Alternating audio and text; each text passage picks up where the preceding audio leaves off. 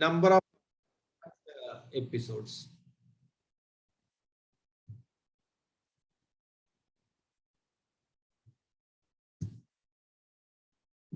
So this is a very little bit complicated algorithm. So what we are to really, a clinician who is seeing a patient with symptoms of GERD, he's just looking for two things, whether it is a proved GERD or unproved, still to be proved. Okay, so this decides the entire management algorithm. You get patients with the fresh symptoms, as well as mostly you will get a patient with the partly treated. Self-medication patients, treated from peripheral doctors, treated from Ayurvedic practitioners, all these sort of patients you'll get. So based upon a proper history and the available test, you are basically trying to understand whether the GERD can be reasonably proved or not. If it is completely proved, that means we are understanding that this patient underwent a pH testing. So what will you do after a pH test? It is not that all patients need pH testing. What will you do after pH testing? After pH testing, the patients will generally land up in three situations. There is acid reflux with symptoms. Second is symptoms are there, but it is not related to reflux. There will be symptoms, but you don't see it is related to reflux. And there is a non-acid reflux with the symptoms. So these are the common three situations you encounter. In that situation, it is always better that you do an endoscopy and look for more suggestive symptoms. We have to understand that we are not diagnosing a tumor here. We are relating symptoms with some findings in the esophagus, either by acid test or by endoscopy. So you can see various types of issues in the endoscopy. So how will you, once you diagnose this, I was talking about the part one, once you diagnose, then what will you do next? So the important thing what patients are requiring is control of symptoms and quality of life. Okay. Patients are not bothered about what is happening inside the esophagus, but physicians should be bothered because this sort of significant reflux can even turn into cancer and malignancy. Okay. That is what I meant by preventing complications. So patients want control of symptoms. Patients want improvement of the quality of life. At the same time, physicians have to advise that there are risks associated with the GERD. Please do not try to read the slides, but what I wanted to emphasize is any patient with symptoms of GERD, the doctor should look at reasons for non-GERD. As I emphasized before, GERD will affect the quality of life significantly, but non-GERD issues as well as GERD complications has the potential to reduce the lifespan of the individual and even to cause the mortality or even to kill the patient. So we are basically looking for non-GERD reasons. So once you clinically diagnose or strongly suspect GERD, what you do is we are looking for any alarming features are there or not within GERD. Previously, I was talking about issues unrelated to GERD. Within GERD, are there any alarming features? Like, is there any risk of malignancy? 20 years patient is suffering. Is there any weight loss? All these symptoms and signs you have to specifically look for. And lifestyle modification is a very important component of GERD management. Okay. Whatever drugs you give, let us say the patient is very obese, his lower esophageal sphincter will not respond to medications. He's totally not taking rest, too much stress, not taking food on time. This patient will be a poor response to therapy. Okay. Once you strongly suspect, put on a trial of drugs. If they respond, which happens in more than 50% of the patients, you are reasonably comfortable that it is GERD. So what drugs you are giving? Basically, you start with antacids. Antacids are basically drugs against acid. Okay. Second layer is anti-secretory drugs. You are not allowing the acid to produce and come out. Third is pro-motility drugs. Why pro-motility drugs are important? Because the food and contents stay in the stomach for long. If it stays long, the reflux is more. So allow it to move fast from the stomach. Your problem is stomach and reflux. Allow it to fast move from the stomach for this lifestyle modification. So believe me that only drugs will not cure or improve GERD. Somebody is unwilling to change his lifestyle, telling them that I'm a computer engineer, work for 18 hours a day, and please give me some drugs to control GERD. This is not going to work that way. Normally what we do is a step-up approach where you slowly start with the antacids, progress to S2 antagonists. Antacids, you know, Gelusil and all these things. S2 antagonist is what we call ranitidine and all that. PPIs is what we commonly call omeprazole and other drugs. Okay.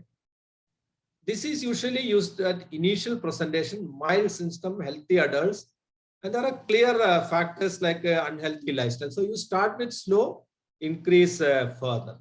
But there are other situations where patients present with severe pain and severe symptoms. Okay, here there is no point in just giving Gelusil or antacids and going. These patients will not respond. So you start with the very high, start with the PPIs, then try to control. Then slowly downgrade the intensity of the drug. Sometimes you may have to start with the multiple drugs as well. So your baseline drugs are generally S2 antagonists or PPIs. Antacids are used generally in a mild situation or as an adjunct in the acute situation. So there is step up approach as well as step down approach. Step down approach is coming down. Step up approach is going up. Going up is the commonly used approach by the public. So the proton pump inhibitors, PPI, what we call omeprazole, lansoprazole, and all that, their half-life is very short. But that doesn't mean that they act only short time. The time they act is very intense. That is time where acid secretion is very maximal. Okay. And take the drugs before the first meal of the day, usually breakfast. So you get the individuals where they will tell that my breakfast is at 11 o'clock in the morning. I get up very late, what I am supposed to do. Okay. So then again, I want to tell is unless you don't change the lifestyle, there's no point in taking a PPS at 10 o'clock and asking to take breakfast at 11 o'clock. So failure of drugs, not taking drugs, self-medication. Sometimes we advise a course, we have to understand there is some damage in the mucosa. We are trying to heal by drugs. Okay. But what really happens, most of the patients, they skip the dose once the symptoms disappear. These are all powerful drugs. It may relieve the symptoms in 48 to 72 hours. But at the same time, you should not stop the drug because the basic pathology is that it will again coming up. And again, taking drug you are taking, and immediately after that, you take food and a bolus of water, it will not work. Other main important reason for no response to therapy is alternate diagnosis, as I mentioned before, and using, because there is pain associated, you take paracetamol, over and other drugs along with that, and common culprit is cardiac patients and aspirin, then it won't respond. In patients with uncontrolled diabetes also, there might be some problem with the response to therapy. One peculiar group of patients you get is, you treat the patients on daytime. What happens? Night they get up and start complaining of symptoms. Then they will not be able to sleep properly. So what you should do is you have to add one more drug along with the regular medication. Normally you have to add some ranitidine or other drugs in the night as well. Then only they'll be able to sleep. Once you don't have proper sleep, what really happens next day, again your circadian rhythm and life cycle is getting disturbed. Your acid will reach the stomach when you are half awake. So it will start digesting the mucosa, esophageal mucosa once again. Other drugs can also be used, but in a desperate situation like baclofen, as you know that baclofen is not actually a GI drug, but you can use it in desperate situations. I mentioned before about prokinetics, how to increase the emptying times. One of the major reasons why reflux happens is stomach is not moving properly on time. the gastric emptying is delayed. So in that particular group of patient, you add another drugs to move the stomach as well. Your chance of success with the drug management is more. So you add some prokinetics, but please remember that many of the companies combine the prokinetics with the less rationale. So do not start all this in the beginning itself. You might be getting a lot of combination in the market thinking that combinations will work better than the basic drugs. It may not be. Only if it is indicated, you add combinations. As you know, alginates are the seaweed products. Though, so what they do is they will allow the drugs to stick to the mucosa more. The action time is more. So there is a peculiar subgroup of patients. Whatever you do, they will not respond much. So these are called a refractory GRD. These particular group of patients need a thorough investigation. Okay. So these particular patients from the beginning, you have to treat them. Only lifestyle modification is not enough in this subgroup of patients. Okay. So these are the group, they do not respond with the prolonged treatment. So if they don't respond to prolonged treatment, they require an endoscopy. What you're trying to rule out is stricture and cancer of the esophagus. Okay. These are very important consideration in this particular subgroup of patients. So somebody is not at all responding. Please make sure that they are not suffering from other diseases. So sometimes you may have to add antidepressants. So antidepressants are not peculiarly added for reflux. It will decrease the reflux, but at the same time, there may be a subgroup of patients where lot of lifestyle issues are there. So adding another antidepressant may calm them down as well as it will control the sphincter as well. So at the end of the day, you have two types of patients, refractory GRD and causes unrelated to GRD. Okay.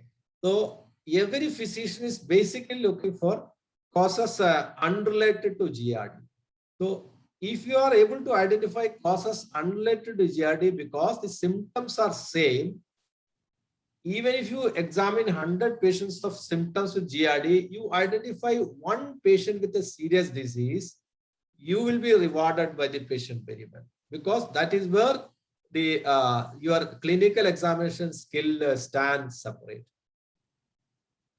Totally no response to drugs and lifestyle modification. As I told, these patients need some form of management in terms of definite management. Medical therapy will not work in this particular subgroup. They need endoscopic therapies, anti-reflux modalities. Okay, so this can be done either endoscopically or by surgery also. We have to understand that both these modalities are relatively simple modalities. Even if it is surgery or endoscopy, these are relatively simple modalities. These are not major surgeries. Okay, so please don't completely averse to these options. Somebody is really struggling for years, telling you that there is significant symptoms, and you keep on managing them for PPAs for so many years. That is not a justified argument, because once you adopt to endoscopic therapy as well as surgeries, they have a very high degree of success rate.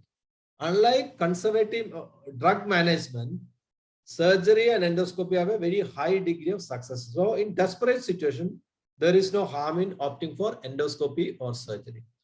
And thank you very much. And that is all from my side. Any questions, any discussion, anybody want to ask, please welcome.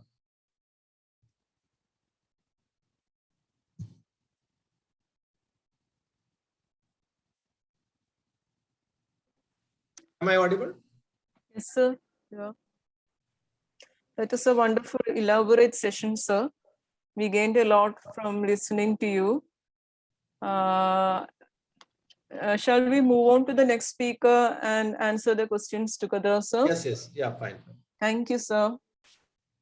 So now we have the next speaker, who's Ms. Manju George, who's a registered dietitian and the chief dietitian of Lakeshore Hospital, Cochin.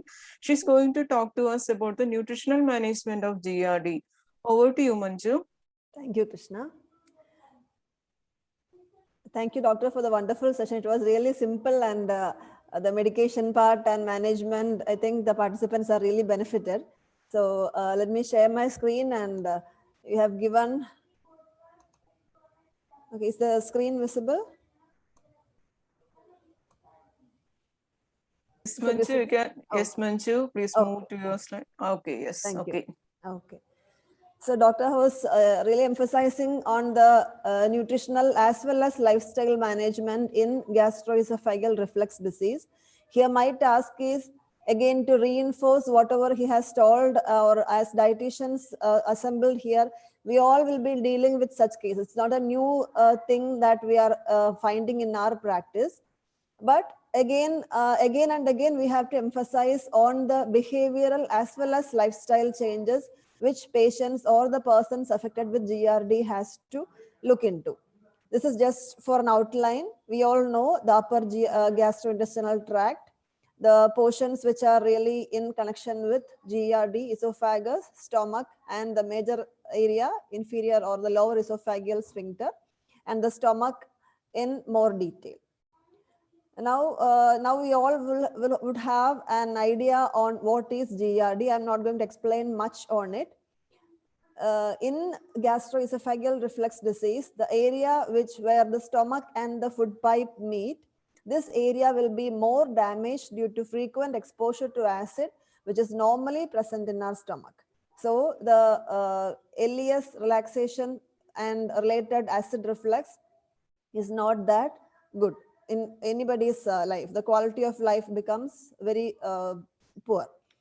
And GRD is a more serious, chronic, or long-lasting form of GER, and is defined as the symptoms of or complications resulting from the reflux of gastric contents into the esophagus or beyond, and even into the oral cavity, including larynx or lung. Even the aspiration chances are more in OP as well as in the admitted patients also. We are seeing data in at times.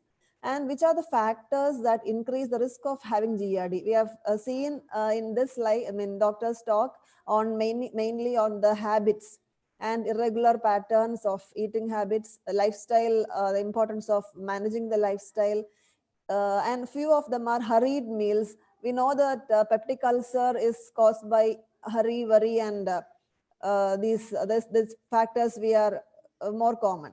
So this is also another chance for increasing the acid reflux, and frequent consumption of high fat foods that may not be home cooked, but more of the processed food intake, and this food delivery chain nowadays is causing more issues into this.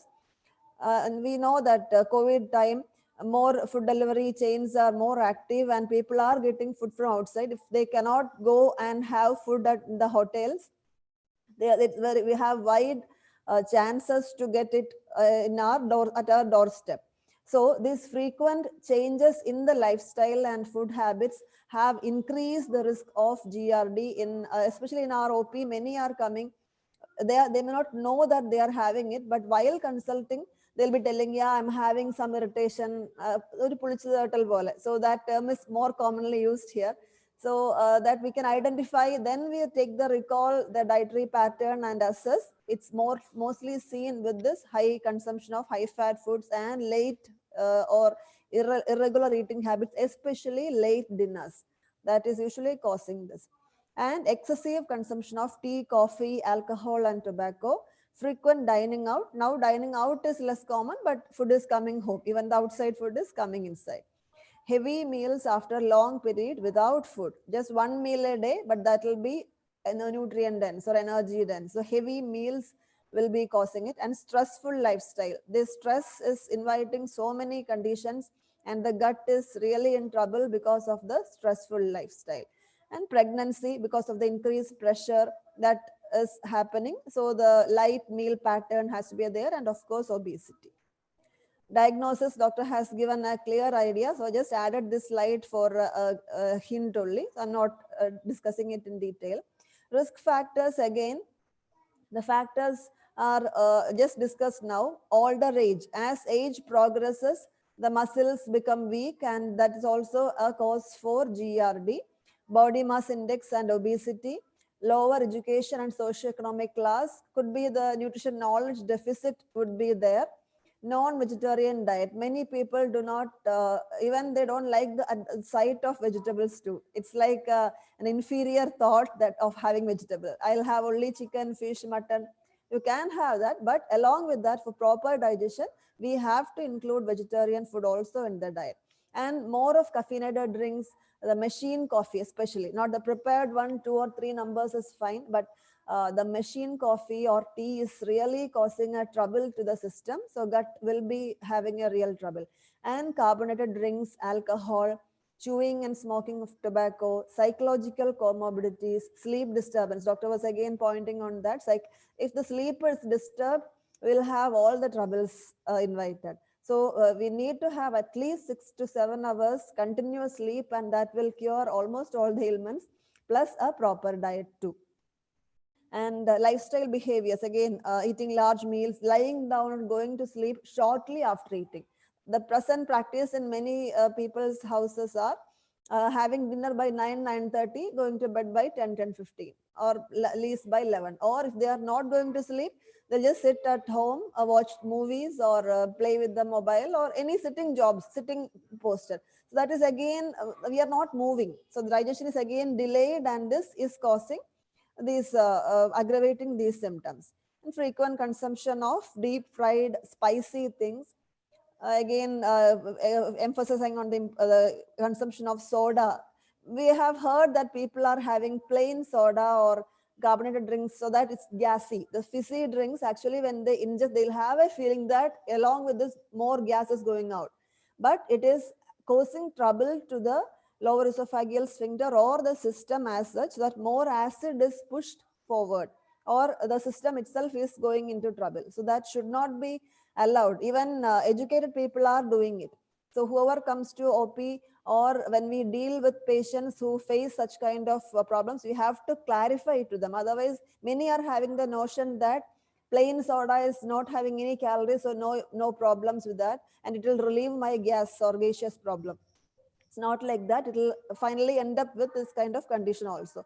And drugs and etiology, the same thing, decreased muscle tone or abnormal relaxation to ileus, of the ileus, reduce stomach motility, allowing food to remain too long in the stomach. That is, a gastric stasis is also another etiology.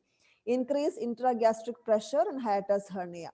Possible mechanisms involved are decreased salivation, transient lower esophageal sphincter relaxation, reduced ileus pressure, impaired esophageal clearance, increased esophageal sensitivity, acid pockets, increased intra-abdominal pressure, or delayed gastric emptying. So all these things together are the possible causative mechanisms involved in this. Okay. Now the signs and symptoms, he has clearly explained it, but so still once again, it's so many symptoms are there which we identify or we cannot identify. So whichever comes occasionally, whichever listed here, like heartburn, indigestion, chest pain, regurgitation, pain after eating, dysphagia, belching, sore throat, hoarseness. So any of these symptoms come, we have to check. It may not be this, but a body, when it gives us a clue, we should listen to that. So that's why the pain or some irritation, something not like ordinary, or there is something different happening in my body. So we have to understand us. I mean, we had to know ourselves, and then only we can talk to a doctor what is happening in our body, and we'll be able to help our patients also how to understand, analyze their pattern. So then it is more easy. Otherwise, how will a doctor find out what is happening inside? So when we have to think and do things properly. And this heartburn should be identified for cardiac or non-cardiac chest pain. That should be done under a medical diagnosis. Less typical features are this chronic cough, hoarseness, sore throat, and a sensation of fullness. Important extra esophageal symptoms are laryngitis, pharyngitis, chronic sinusitis, dental erosions. Because of the acid reflux, the tooth decay is also happening. As a result of gastric acid reflux into throat and vocal cords or down into the lungs. So this is more serious in that way too. this kind of the burning pain in the chest. Most of us would have done this pose, or at least we would have seen somebody doing like this, some kind of discomfort. So that is a single thing. And exercise, when we are doing vigorous exercise, that is body is completely shaken and that's more than our capacity, or something which is out of our control. So that should also not happen. So we have to know our body well and do what is required. And symptom, the what foods are and non-food items are generally known to aggravate GRD symptoms. Yes, few are listed here: oily, greasy foods, chocolates, alcohol, citrus or lemon, vinegar, food seasonings, caffeine, coffee, onion, garlic, soft drinks. All are there. It doesn't mean that we have to avoid all these things. We should know these are causing some triggering factors, but the person has to keep a food diary or note in which whichever food causes such irritation, they have to avoid. It's not necessary all these things are to be cut down from the diet. But if one of these is not, alcohol of course not, others, if they are not causing much problem, they can have it once in a while. But if it is irritating or aggravating the condition, it has to be taken care. What is included in high fat foods? Anything processed or packed foods which is high in fat, or whole milk, cream, high fat cheese, fried items, pastries, all those things, these things will take some more time for getting digested, which will stay back in the stomach for a longer time, and thus these symptoms are again in, indicated. Then monitor for alterations in nutrition, especially when we are in the OPD, when a patient comes, assess the patient's current diet. So that's why diet recall is very, very important. Includes the pattern of food intake, how frequently, what's the time they are having, what kind of a proportion, quantity, in what combination, or are they not having any food, eating schedule, the time, to know the time, and food that precipitate the pain, what kind of food would have caused the pain to them. So that we'll get to know through a proper diet recall. Then arrange a nutritional consult. A personalized plan should be given. There should not be any ready-made chart or nothing like that, especially in this case. Even none of us, all the diet consultation practices are moving towards a personalized plans. That is very well appreciated. So GRD especially needs a behavioral change also. So the dietitian psychological approach also proves a lot to the patient. The mental and emotional support. Yes, you can do this, but you have to do the changes which are required. So that assurance we have to give, and follow up to is really needed. Otherwise, we'll lose the patient, and with one consultation, I don't think anybody will change their pattern. So frequent sitting and the assurance has to be given from our end, so that we can discuss with the consultant also.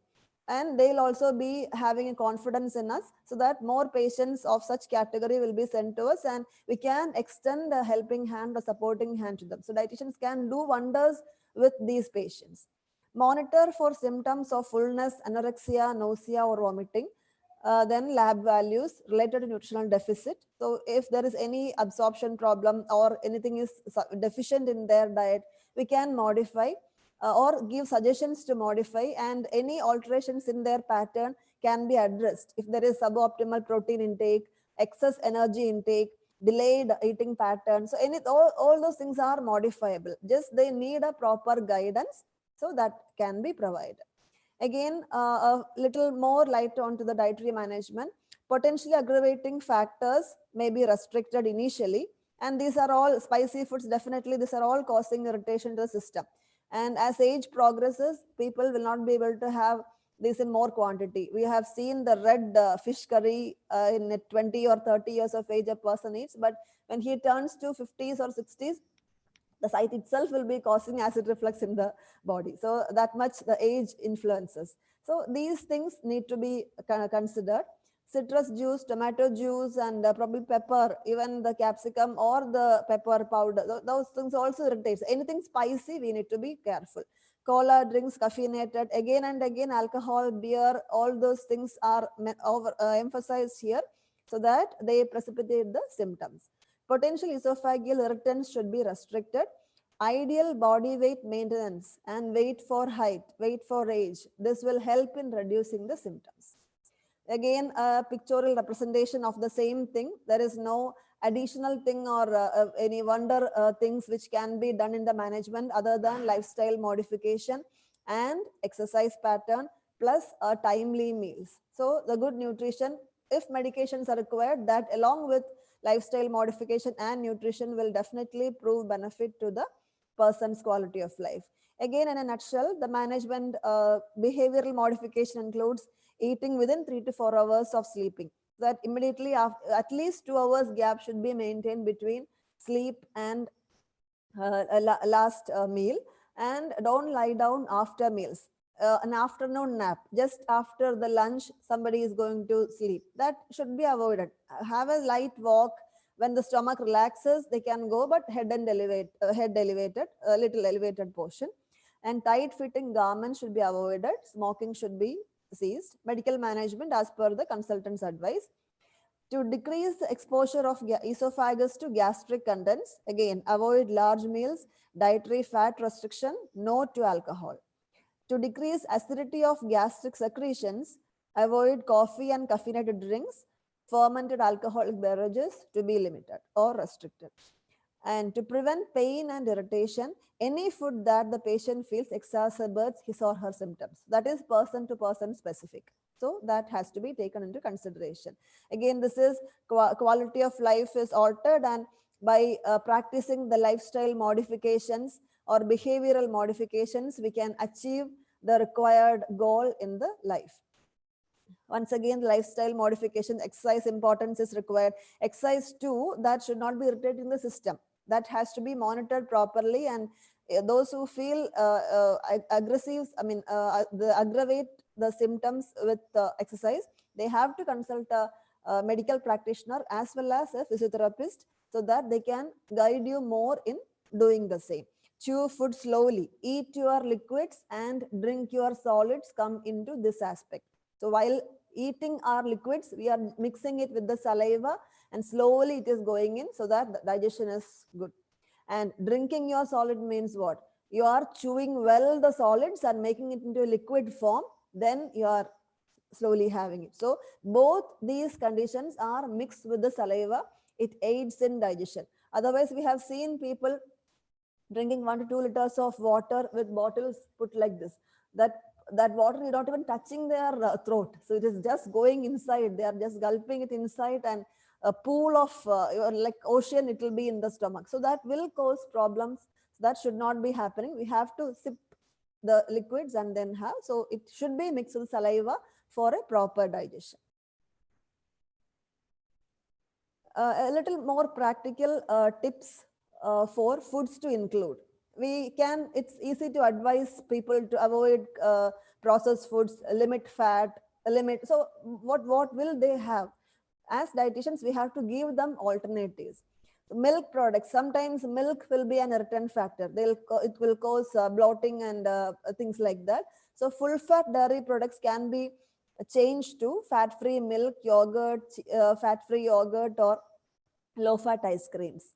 Or milk alternatives like soy milk, almond milk, or non-dairy ice cream. Those also can be provided. And remember, we have to ask them to include curd in the daily diet because it is a good prebiotic, good for almost all kind of gastrointestinal disorders. So it can be done, but it should not be sour. Plain curd, they don't even need to add salt or sugar. Just as plain curd done at home can be taken. If there is no option to do it at home, of course they can go for the commercial ones.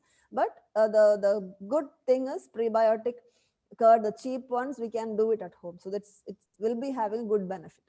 And baked goods, instead of too high fat options, people can go for low fat alternatives.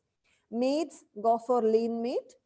Fruits, instead of citrus fruits or those irritating, they can go for other kind of fruits. Vegetables, fried or creamed vegetables, onions, tomatoes, those can be changed to fresh, frozen, or canned vegetables, but that should not be having too much of acidic or condensed or irritant stuff in that. Then soups, instead of creamy soups, fresh soups done at home can be there. Vegetable soup or non-veg soup is fine, but no need to add any cream or fatty things into that.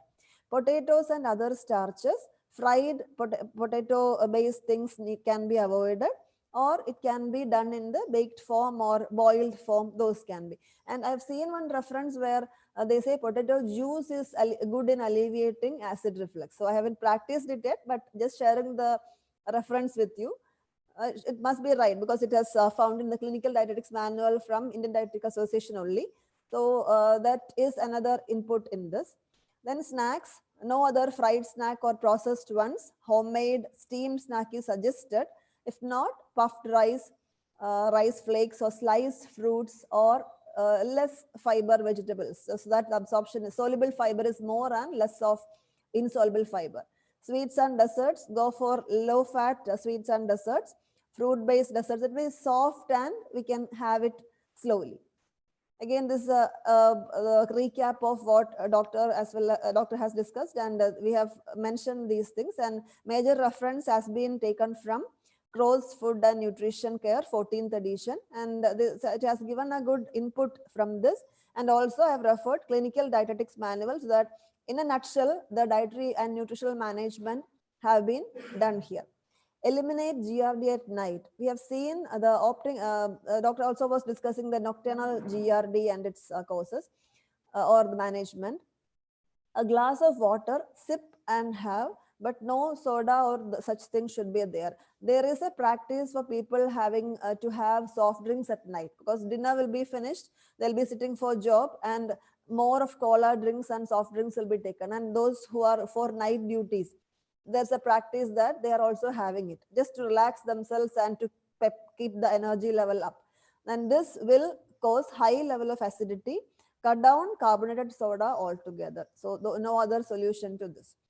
Regular use of prescription of sleeping pills. If the sleep is disturbed, again GRD is happening, and regular use of certain medications that has to be discussed with the consultant, and medications and all should be done as suggested. How to change the eating habits. Weight reduction. Eat smaller meals at regular intervals. No need to fix the timings to a specific time, but at least on a not more than 3 to 4 hours gap should be maintained between major meals, and try to have small proteinaceous snacks in between, so that it will support the system and we will not end up having overeating, or excess intake of energy is also will not happen. So weight management is also possible. Avoid eating late night. We have discussed that. Try to separate solids from liquids. When we have solid food, just enough liquid can be taken just for satisfaction, but more quantity should be taken at least half an hour to 1 hour after the solid bit, so that good digestion and the reflux will avoid the reflux symptoms. Sit down while you eat. Some people will be just slanting like this, or the position may not be correct, so that will also cause problems with reflux disease. Excessive consumption of caffeinated tea, spices, or foods that causes the symptoms should be avoided. Lifestyle changes we have just discussed, and these has to be done properly. And references seen that yoga is good for acidity reflux. I'm not an expert in yoga, but those who have acid reflux can get in touch with a yoga practitioner. There are many nutritionists who are doing yoga, so in both ways they can help, so that if that is found good, will be a good relaxation technique for, or exercise technique for this condition. We have discussed a lot of things, and we hope we have understood what it is and how to manage this, and we can tell our patients too. But in spite of telling, it is a person who has to choose and decide what to do and what not to do. So after having whatever the person needs and finally ending up with in a hospital and asking for a miracle, this could be the answer. I don't have time to grant you 3 wishes, but you can make one request that might not necessarily come true. So this is yes or no concept. So with that, thank you on behalf of Department of Clinical Nutrition, VPS Lakeshore Hospital, Kochi.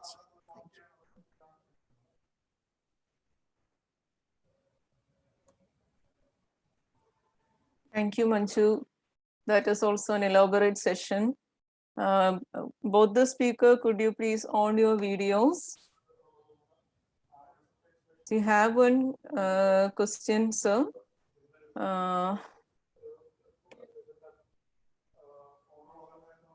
So how can we identify hypochlorhydria because the symptoms are sometimes similar to GERD? I think Dr. Sir can answer the question. Yeah, so and the outset, what I wanted to tell is please uh, look for experimental or study definitions and the disease definition. Both are different. Okay. Let us say hypochlorhydria, achlorhydria, whatever it is.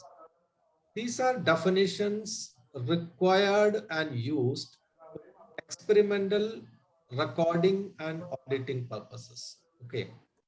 And they may not have these clinical syndromes are totally different.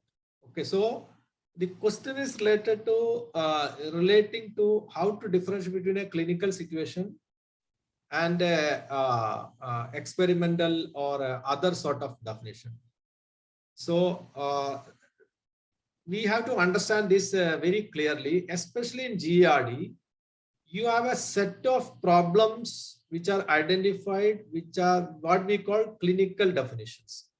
There are another set of nomenclature which are required for experimental. Let us say, for example, a very simple thing, tachygastria. Okay, I'll tell one example. Tachygastria is basically you are getting you might be knowing the ECG leads and all that. You get tachycardia. You know what is tachycardia? More heart rate. Okay. So there is a problem like that. There is if you put a electrogastrogram, put leads over the stomach, you will get what is called a tachygastria. But tachygastria is not a disease. It's an abnormality.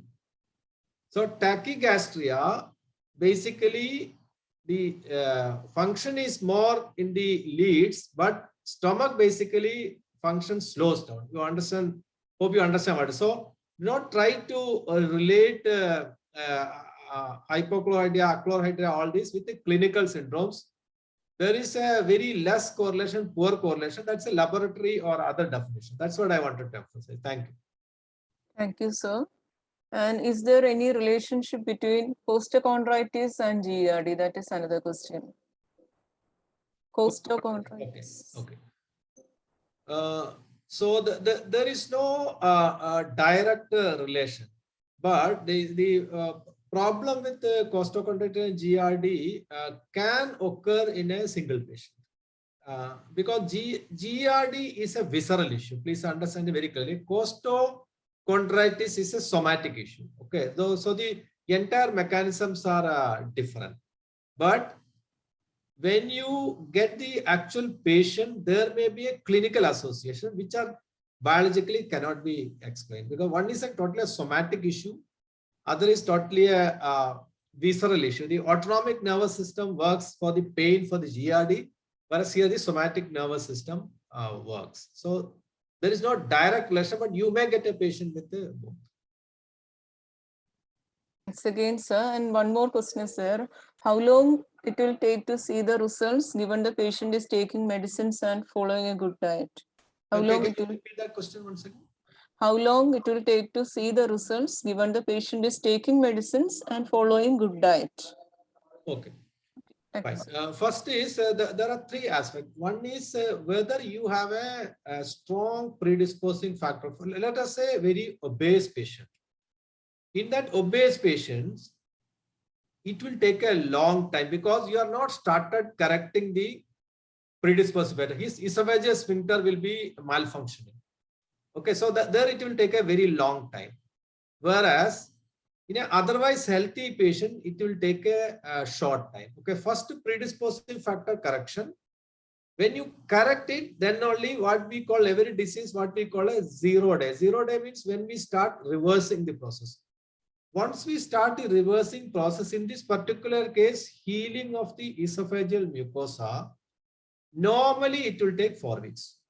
Okay, so do not advise somebody medications for 1 week, 10 days and all that. It's not going to work. So generally it is 4 weeks. These drugs are really harmless drugs. Okay, we advise patients sometimes for years. Even now, I have last week I have seen a patient.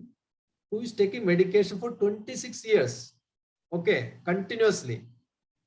Nothing happened. He's completely healthy. So we get a lot of patients who are close more than 10 years with this medication. Nothing is going to happen. So there is no harm in advising for more than 4 weeks. Err on more medications than less medication. There is no harm. So do not advise something less than 3 weeks or 1 month. That's what my advice. Yes, sir. Then one more question is how to identify low acid levels symptomatically. Low acid levels. Low acid levels. Okay. Basically, we are generally dealing with the high acid level. Low acid levels are basically more you see in malignancy. You will not get symptoms. The point is high acids cause symptoms, but low acid, there are no specific symptoms, but you will get indigestion. You will get indigestion. Why you will get indigestion? Because the stomach content moving with the low acidity, you will have more alkaline contents down the GI tract.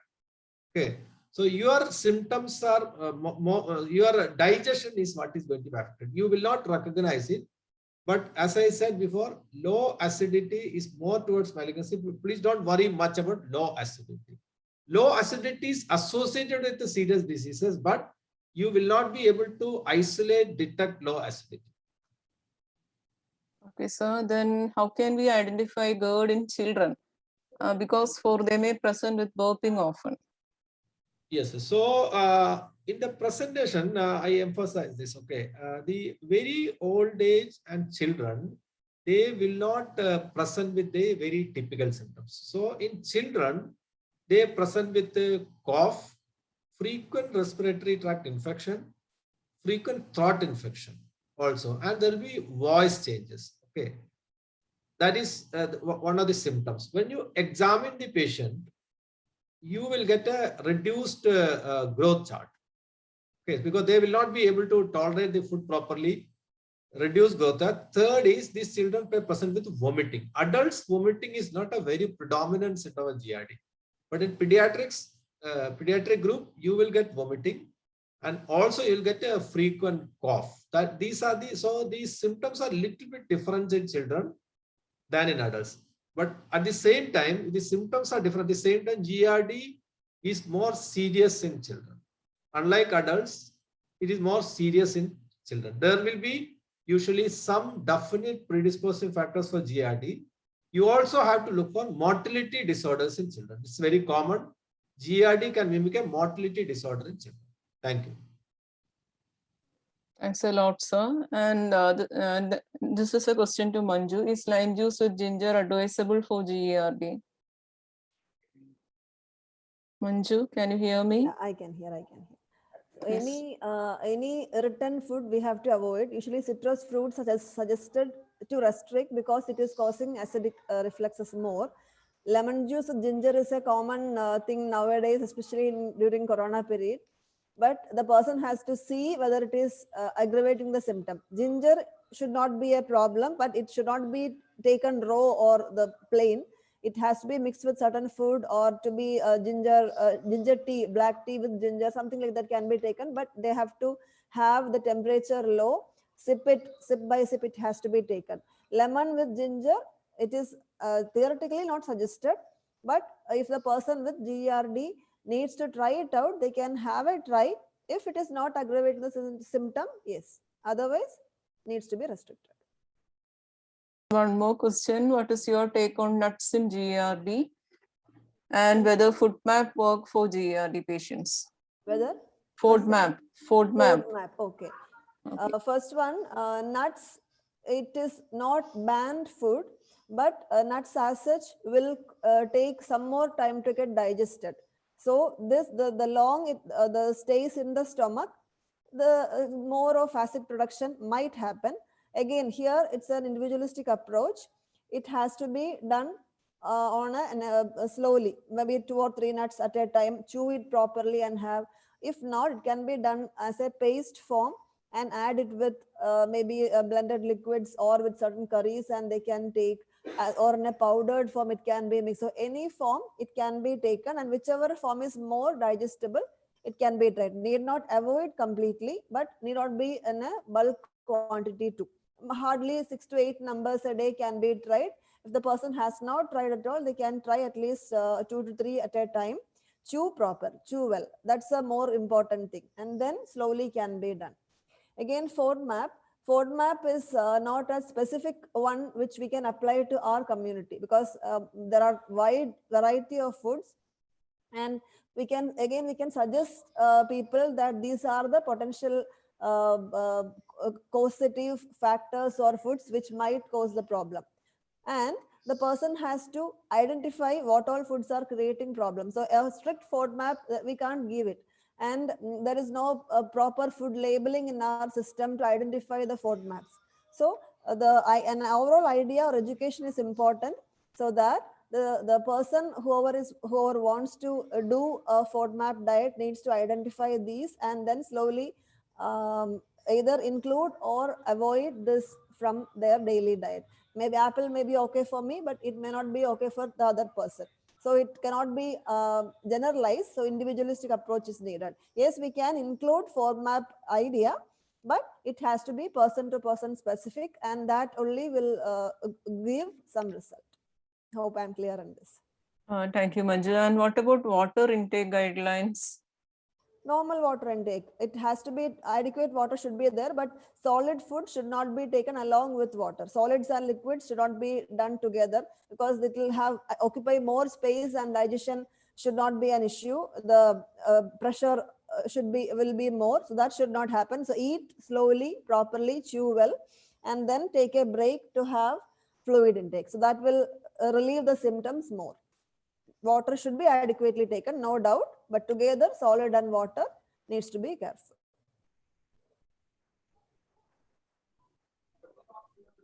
Thank you, both the speakers. And dear participants, if there are no more questions to put up, shall we move on to the concluding sessions? I think both the speakers have answered the questions also. Both of you have talked wonderfully and kept your times almost. Thank you for that also. And we are moving on to the next session, that is the vote of thanks. I call upon the chapter secretary, Mrs. Anita KP, for delivering the vote of thanks. Thank you. Krishna, am I audible? Yes, yes. Please put on your video also. Yeah. Okay. Okay. I know you all are hungry. Don't be a GRD patient. So I direct to my of the photo. First, I thank my board for conduct this webinar. Great success. Then I thank our EKS Biju Patekar and Ms. Manju P. George for the fruitful section and spend your valuable time along with us. Thank you, sir. And thank you, Manju ma'am. Thank you so much. Then I thank our Dr. Anuja ma'am, our founder president of IDA and NEC member of IDA for the valuable suggestion and for all our activities. Then I thank my dear friend Soumya for restless work behind this program. Thanks a lot, dear. Then I thank Ms. Krishna for our coordination and moderating well for the section. Thank you so much, dear Krishna. Then I thank our Treasurer Shilpa Chandran and our IDEC members for the support. Then I thank our program sponsor and well-wisher, President Skabi, especially Jindo, Rohan and team. Thank you so much for the support. We expect again your support. Last not the least, all our participants for active participation. Thank you so much, each one of you. Thank you. Thanks a lot on behalf of IDEA. Thank you so much. Thank you. Thank you, Dr. Tu. Thank you. Thank you. Yeah. Thank you, Anita Jishi, for that wonderful talk. Thank you so much, sir. It was very Happy, informative. happy to see you all. Happy to see you. Yes, it's all becoming virtual nowadays. Manju, happy to see you. Hi. Thank you so much, Viju sir. It was very wonderful, very clear and precise. Yeah. Thank you so much, sir. Thanks, sir. Thanks, sir. Thank you, Manju It's ji. very useful for us, sir. Your sections were very useful for all our dietitians.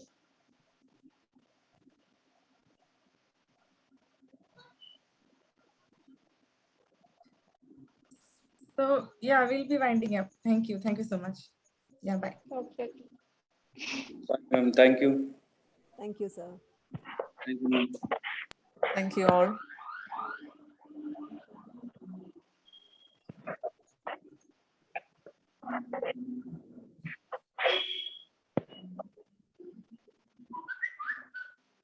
Rohan, we can close, I think.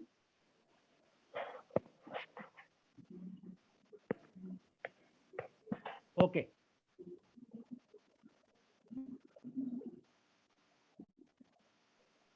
Thank you, Jindo. Thank you, Fresenius Gabby. We are leaving.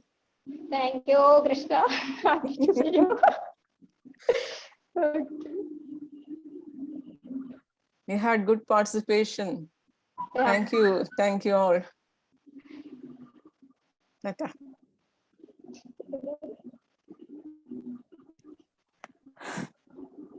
അടുത്തെന്നാ കാണുക അറിയില്ല. അടുത്ത കാലത്തൊന്നും നേരിട്ട് കണ്ടുള്ള meeting ഉണ്ടാവില്ല.